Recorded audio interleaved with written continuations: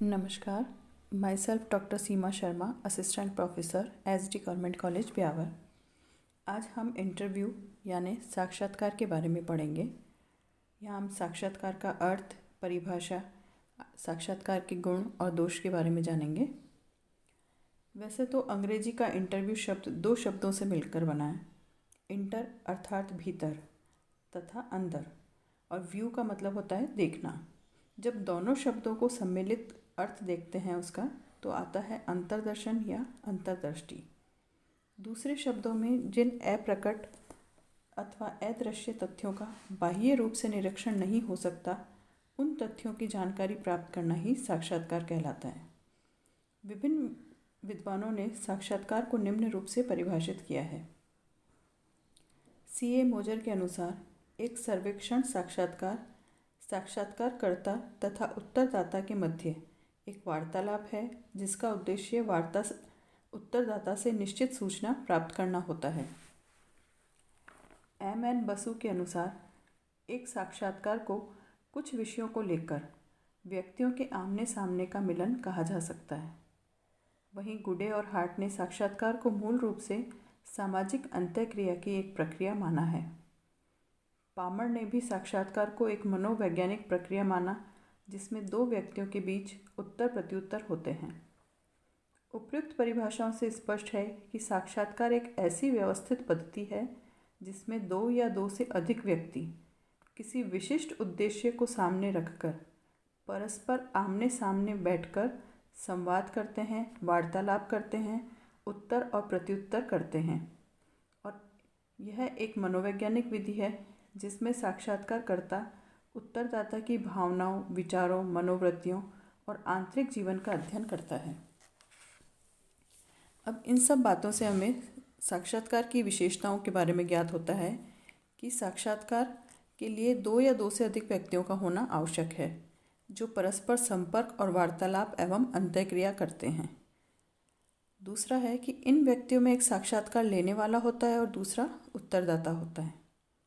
तीसरा है, साक्षात्कार एक सामाजिक प्रक्रिया है।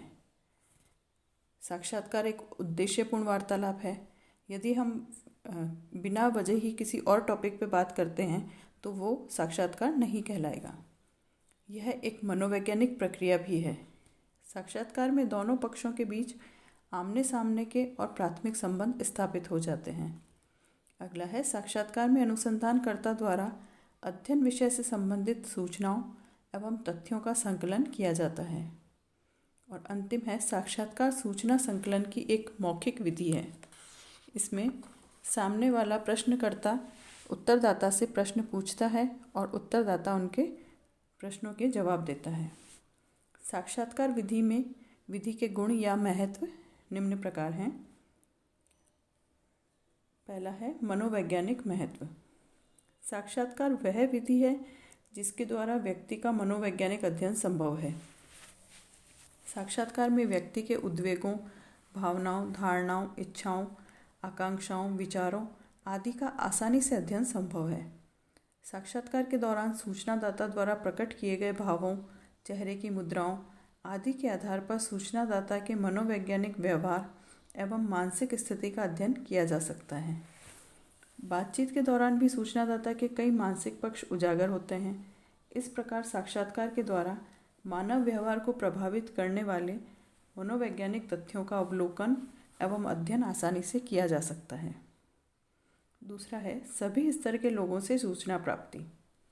साक्षात्कार के द्वारा शिक्षित और अशिक्षित तथा विभिन्न संस्कृतियों से संबंधित सभी प्रकार के लोगों से सूचनाएं प्राप्त की जा सकती हैं, क्योंकि साक्षात्कारकर्ता प्रश्नों को उनकी बुद्धि और स्तर के अनुसार समझाकर वांछित उत्तर प्राप्त कर सकता है। तीसरा है, भूतकालीन घटनाओं का भी अध्ययन संभव है। साक्षात्कार के द्वारा भूतकालीन घटनाओं और उनके प्रभावों का अध्ययन किया जा सकता है, क्योंकि कई घटनाएं ऐसी होती हैं जिनकी पुनरावृत्ति नहीं हो सकती। उनके बारे में जानकारी प्राप्त करने के लिए हमें उन लोगों का साक्षात्कार लेना होगा जिन्होंने उस घटना को देखा या उससे संबंधित रहे अथवा प्रभावित हुए हैं। अमूर्त घटनाओं का अध्ययन। साक्षात्कार के द्वारा हम अमूर्त और अदृश्य घटनाओं का अध्ययन कर सकते हैं। व्यक्ति की मानसिक स्थिति, विचारों, भावनाओं, धारणाओं, संवेगों आदि का अध्ययन साक्षात्कार के द्वारा आसानी से किया जा सकता है। ये सभी अमूर्त तथ्य मानव व्यवहार को प्रभावित करते हैं, अतः इनका अध्ययन अनुसंधान की दृष्टि से भी आवश्यक है। अगला है पारस्परिक प्रेरणा। साक्षात्कार में कम से कम 2 व्यक्ति आमने सामने होते हैं, एक प्रश्न करने वाला और एक उत्तर देने वाला। अतः वे परस्पर एक दूसरे को प्रेरित और प्रोत्साहित और प्रभावित करते हैं।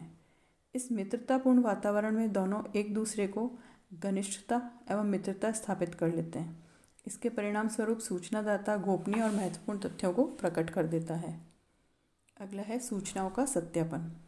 साक्षात्कार के द्वारा सूचनादाता द्वारा दी गई सूचनाओं की विश्वसनीयता एवं सत्यता साक्षात्कार के दौरान ही ज्ञात की जा सकती है। साक्षात्कार के दौरान खोजपूर्ण प्रश्न पूछना, प्रति प्रश्न पूछना के द्वारा सूचनाओं की सत्यता ज्ञात की जा सकती है।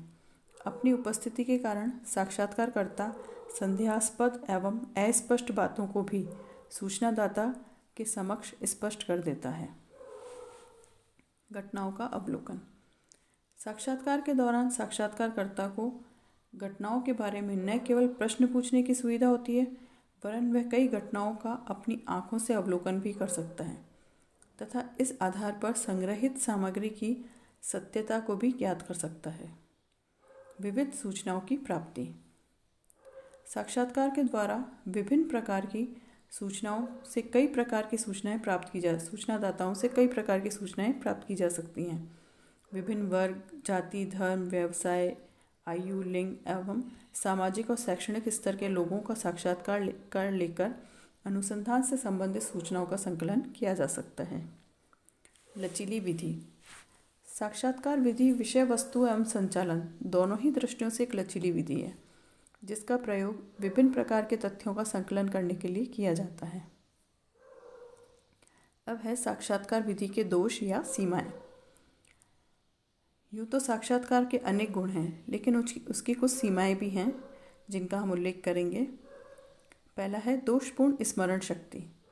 साक्षात्कार में सूचनादाताओं को साक्षात्कार के दौरान नहीं लिखा जा सकता, अतः साक्षात्कारकर्ता अपनी स्मरण शक्ति पर भरोसा करना पड़ता है। प्रत्येक साक्षात्कारकर्ता से यह अपेक्षा नहीं की जा सकती कि वह सभी बातों को याद रख पाएगा, अतः कुछ तथ्यों को भूल जाने या उन्हें गलत नोट करने की भी संभावना रहती है। सूचनादाता से यह अपेक्षा नहीं की जा सकती कि उसे भूतकाल की सभी घटनाओं का सारा वृत्तांत याद रहे। ऐसी स्थिति में भी संकलित तथ्य अपूर्ण और दोषयुक्त हो सकते हैं। अभिनति की संभावना। साक्षात्कार में व्यक्तिगत पक्षपात आने की भी संभावना रहती है, क्योंकि सूचनादाता और साक्षात्कारकर्ता विचारों, मूल्यों, संस्कृति में भिन्नता होने पर एक ही घटना, प्रश्न और शब्दों का भिन्न भिन्न अर्थ लगाते हैं। सूचनादाता तो अपने विचार प्रकट करते समय अपने व्यक्तिगत भावों और पक्षपातों को जोड़ता ही है। स्वयं साक्षात्कारकर्ता भी उन्हें ग्रहण करने में पक्षपात से नहीं बच पाता, इसलिए संकलित सामग्री की विश्वसनीयता संदिग्ध ही बनी रहती है। हीनता की भावना। साक्षात्कार के लिए साक्षात्कारकर्ता को सूचनादाता के कई चक्कर लगाने पड़ते हैं, उनकी चापलूसी तक करनी पड़ती है। साक्षात्कार हेतु उसे अनेक प्रकार के लोगों के पास जाना पड़ता है, जो उसके साथ अच्छा और बुरा सभी प्रकार का व्यवहार करते हैं। फलस्वरूप उसमें हीनता की भावना पनप जाती है, उसके मान सम्मान को ठेस लगती है, अतः कई बार महत्वपूर्ण सूचनाओं का संकलन विवशतावश भी नहीं कर सकते।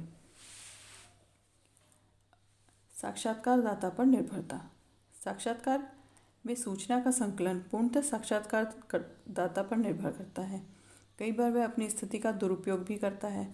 साक्षात्कारकर्ता को अपने घर के कई चक्कर लगवाने के लिए मजबूर कर देता है और बहाना बनाकर उसे टालने का भी प्रयास करता है। अशुद्ध रिपोर्ट। साक्षात्कारकर्ता द्वारा लिखित प्रतिवेदन में उसके व्यक्तिगत पक्षपात, विचारों और भावनाओं के समावेश के कारण रिपोर्ट में अशुद्धता आने की संभावना रहती है, जो कि वैज्ञानिक दृष्टि से ठीक नहीं है। खर्चीली प्रणाली। साक्षात्कार समय एवं कार्यकर्ताओं की दृष्टि से खर्चीली प्रणाली है। कई साक्षात्कारदाताओं से संपर्क करने के लिए कई बार चक्कर लगाने पड़ते हैं, जिसमें अधिक समय चाहिए और कार्यकर्ता भी अधिक चाहिए। कार्यकर्ताओं के प्रशिक्षण, वेतन एवं यात्रा व्यय आदि के लिए धन भी अधिक चाहिए। इस प्रकार यह विधि एक महंगी विधि है। अविश्वसनीय एवं अप्रामाणिक सूचनाएं। साक्षात्कार द्वारा सूचनाओं की में विश्वसनीयता और प्रामाणिकता का अभाव पाया जाता है। ऐसी कोई विधि नहीं है जो साक्षात्कार में आने वाले पक्षपात एवं कृत्रिमता को रोक सके। अतः साक्षात्कारकर्ता एवं सूचनादाता दोनों के पक्षपात के प्रवेश की पूरी संभावना रहती है। झूठी प्रतिष्ठा का भाव। साक्षात्कारदाता कई बार अपनी झूठी प्रतिष्ठा को बनाए रखने के लिए सही सूचनाएं नहीं देते। उदाहरण के लिए समझिए कि कोई भी राजनेता जातिवाद, बाल विवाह, शराबवृत्ति आदि के पक्ष में अपनी राय नहीं देना चाहेगा, क्योंकि उसे इस बात का डर रहता है कि ऐसा करना समाज में प्रचलित मूल्यों और विश्वासों के विपरीत होगा तथा लोग उसकी आलोचना कर सकते हैं तथा उसकी नागरिक छवि बिगड़ सकती है। प्रशिक्षण का अभाव। साक्षात्कार के लिए ऐसे कुशल और प्रशिक्षित साक्षात्कारकर्ताओं की आवश्यकता होती है जिन्हें मनोविज्ञान एवं मानव व्यवहार का ज्ञान हो, साक्षात्कार संचालन का अनुभव हो, किंतु सदैव ही ऐसे दक्ष और प्रशिक्षित साक्षात्कारकर्ता उपलब्ध नहीं होते। अतः कई बार सूचनादाताओं से वास्तविक सूचनाएं संकलित नहीं की जा सकती हैं। कई बार सूचनादाताओं अनावश्यक रूप से विषय से परे जाकर बोलता रहता है, जिसे मजबूरन सुनना पड़ता है, जिसमें समय की भी बर्बादी होती है।